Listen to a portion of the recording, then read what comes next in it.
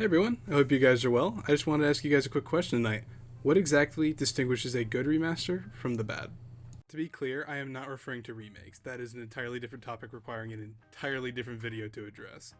But a few minutes ago, I saw a headline on GameSpot. That headline was Deus Ex Remastered delayed after complaints about its new graphics. For some context, Deus Ex is a beloved dystopian cyberpunk-esque game from the early 2000s.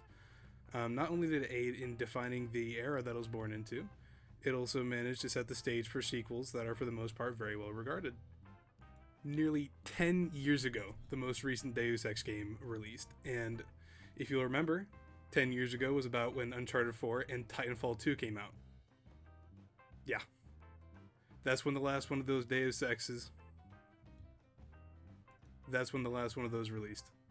Also, quick shout out to those two series. They also haven't had a real sequel in that long, and that's a bit of a bummer.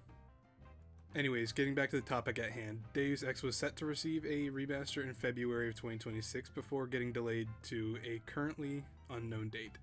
There are dozens, and I mean dozens, of videos on YouTube criticizing this game for its lazy AI slop looking cheeks, honestly, because it came across that way.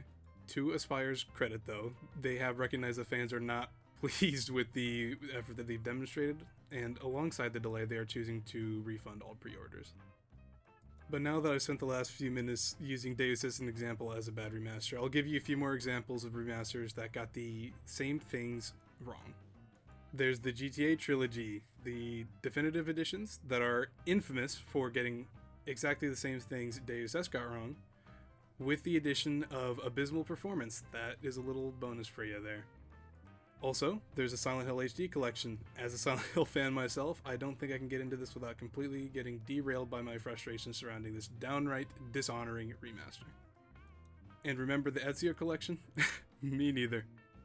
Now that that's been cleared up though, I can finally talk about good remasters. If you'll remember, in April of 2025, Elder Scrolls 4 Oblivion Remastered just shadow dropped out of nowhere. I say out of nowhere, but to be fair, it is pretty much the worst kept secret just ever, thanks to Daddy Microsoft's acquisition of Lust. Incredibly though, Oblivion managed to get the game running on two separate engines at the exact same time. The game itself was running on the original Gamebryo engine used to develop the game 20 years back, but it was also using Unreal Engine 5 for everything that you see, so like lighting, particles, and 1% lows, and lots of those 1% lows.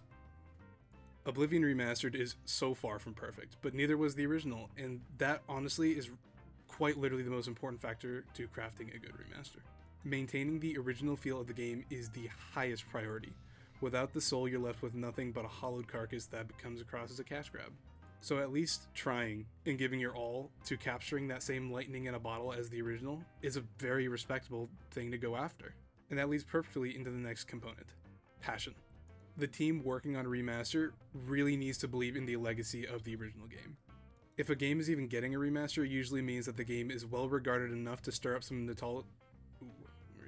If a game is getting remastered at all, it usually means that the game is well regarded enough to stir up some nostalgic attention for the product.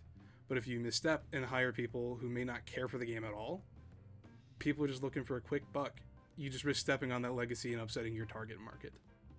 But that also requires a lot of effort.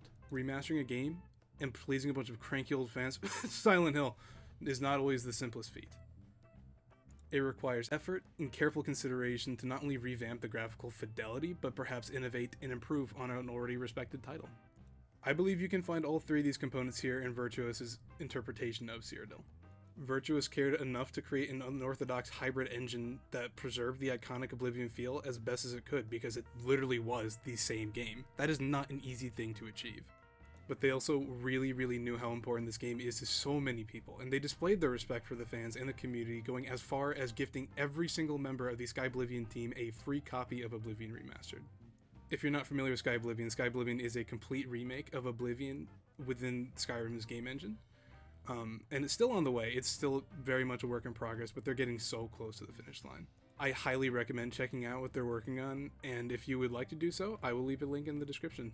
This so easily could have been seen as a threat to their product, and it was within their full legal jurisdiction to shut the project down. But they didn't, because they respect the legacy of the game and its fans. Virtuos actually went through the process of redesigning every last one of the 8,000 assets in Oblivion. And honestly, they could have left it there. I don't know how many people would have turned their heads towards that, but they didn't stop there. They also recorded all of the original sounds and NPC voice lines, including the mistakes, like the error, the joke ones that were left behind in the original. That's awesome. But even then, they didn't stop.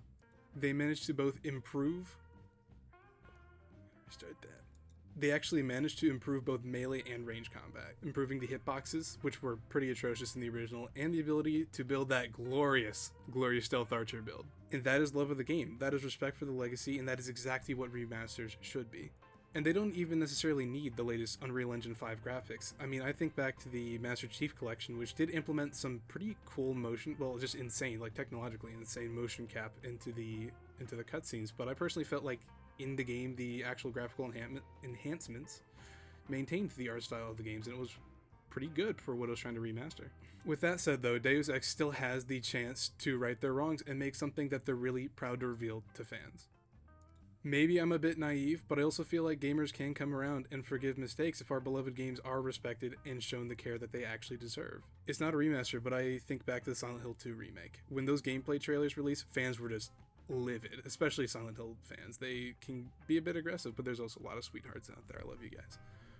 But after a few months of listening to fans and refining that game, they managed to release it and defy pretty much every expectation people had of it. And now it not only gives players who are unwilling to emulate or acquire a physical PS2 copy because the prices are just insane, a chance to play a life-changing classic. That game really just, I don't think I looked at any kind of horror game, not just horror game, but any kind of survival, any kind of game the same way after I played that game. What it also managed to do though was give old fans something to be excited about and explore these foggy streets once again. I personally adore the remake, but it will never replace the original in my heart because that's not what it really set out to do at all. And I can really respect that. And honestly, that goes for remasters as well. The remaster should never fully replace the original.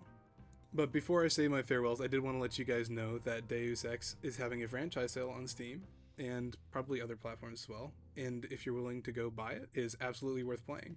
Like, I already own all the games on GOG, but I ended up buying myself another copy just for kids and shiggles. So yeah, if you want to check that out, I will leave a link in the description for you.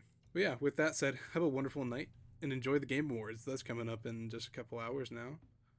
I'll see you guys tomorrow to look at exactly what the Game Awards are showing us. So yeah, I'm really excited to see what's to come. You guys have a good night. See ya.